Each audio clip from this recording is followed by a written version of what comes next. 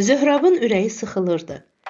Hələ gec deyil, deyə düşündü və küçəyə solğun işıq saçan zirzəmi yeməkxanasının yanından keçərkən aşağı düşdü.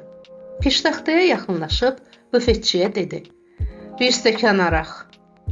200, 25 yaşlarında olan bufetçi soruşdu. "Bir stəkan araq," Zöhrab inadla təkrar etdi. Oğlan ona xoşagəlməz baxış atdı.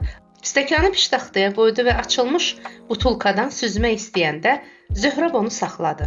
"Təzə butulka aç."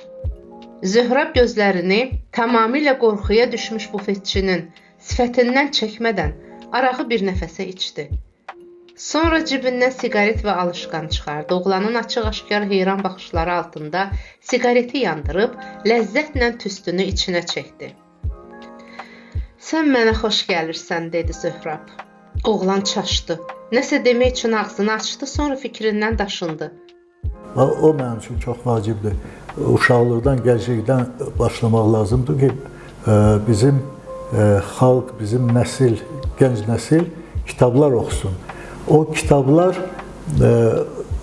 uşaqları, bu böyüyəndə bu uşaq artıq bu mütaliə eləməyi öyrəşir və bizə Azərbaycana belə nəsil lazımdır.